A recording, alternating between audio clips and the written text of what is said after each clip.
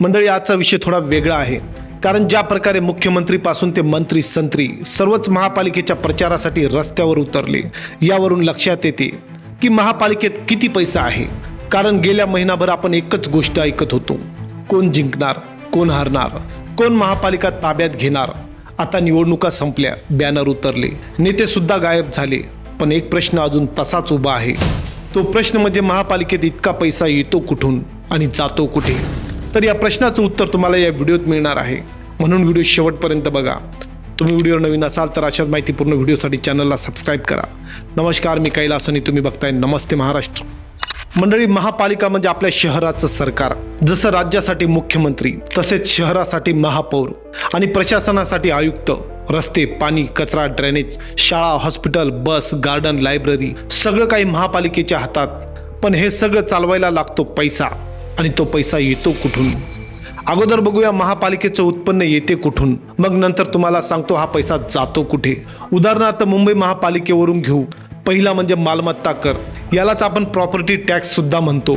जसे की तुमचं घर, दुकान, ऑफिस, मॉल या सगळ्यांवर दरवर्षी जो कर भरता तो थेट महापालिकेत जातो. मुंबईत फक्त या करातून दरवर्षी हजारो कोटी रुपये जमा होतात. दुसरा म्हणजे पाणी कर आणि ड्रेनेज कर.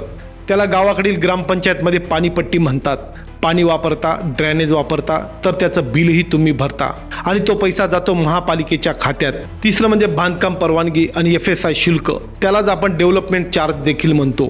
जसे की एखादा बिल्डर 10 मजली इमारत बांधतो तर त्याला परवानगी लागते. त्यासाठी लाखो रुपये फीज म्हणून महापालिकेला रीतसर द्यावी लागतात. तर अनलिगल करोडो रुपये टेबलाखालून जातात.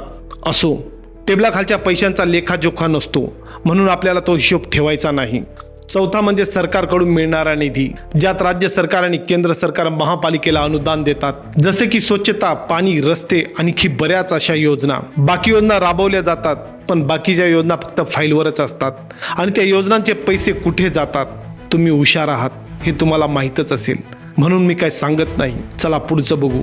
पाचवं म्हणजे ॲडव्हर्टायझिंग आणि होर्डिंग्स. हा पैसा फीज म्हणून महापालिका कर आकारते. सहावं म्हणजे महापालिकेच्या जमिनी आणि प्रॉपर्टीचे भाडे.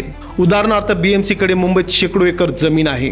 त्यात मार्केट, दुकाने, गोदाम, स्लम रिहॅब प्रोजेक्ट ही सगळे भाड्याने दिलेली असतात.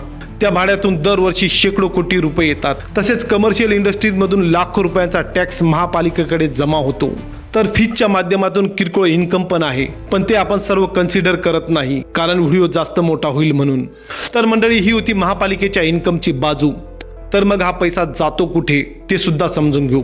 कोणत्याही महापालिकेत एकच सिस्टम असते. जसे की खड्डे, गटार, कचरा, हॉस्पिटल, पाणी हे फक्त समस्या नाही, ते भ्रष्टाचाराचे कॅश काउंटर आहे. एक्झाम्पल आपण BMC वरून घेऊ तर सिस्टमचा पहिला खेळ म्हणजे एस्टिमेट. कोणतंही काम सुरू होण्याआधी महापालिका अधिकारी एक एस्टिमेट बनवतो. उदाहरणार्थ रस्त्याचा ओरिजिनल खर्च 10 कोटी आहे आणि एस्टिमेट दाखवला जातो 30 कोटी रुपयांचा.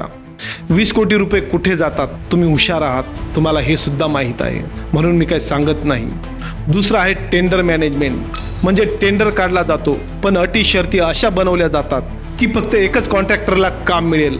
स्पर्धा नसते, रेट जास्त आणि कमिशन फिक्स असतो. तिसरे म्हणजे कंत्राटदारांचा कट. काम सुरू झाल्यावर कमी दर्जाचे मटेरियल, फोटो मात्र फुल HD. इंजिनियर साईन करतो, बिल पास, पैसा रिलीज. काही ठिकाणी होतात चांगल्या दर्जाचे काम, पण तिकडचे बिल सुद्धा तसेच बनवले जाते. आता बघूया कचरा घोटाळा. कंत्राट 100 कोटींचं, काम 60 कोटींचं, बाकी 40 कोटी इंटरनल वाटपाचा भाग असतो. असो, पण काही लिगल काम आणि खर्च सुद्धा आहे, तो पण समजून घेऊ.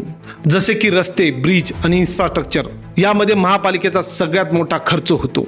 तर कचरा व्यवस्थापन, आरोग्य व्यवस्थापन, पाणी, पाईपलाईन, स्ट्रीट लाईट, गटार, तसेच सफाई कर्मचारी आणि कंत्राटी कर्मचाऱ्यांचे पगार सुद्धा वाटप होतात.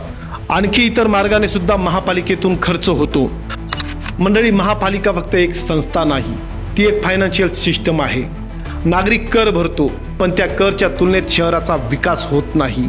असो मंडळी, व्हिडिओ आवडला असेल तर लाईक आणि सबस्क्राईब करायला विसरू नका. पुन्हा भेटूया पुढच्या व्हिडिओत एका नवीन कहाणीसोबत आणि एका नवीन विश्लेषणासोबत. तोपर्यंत जय महाराष्ट्र.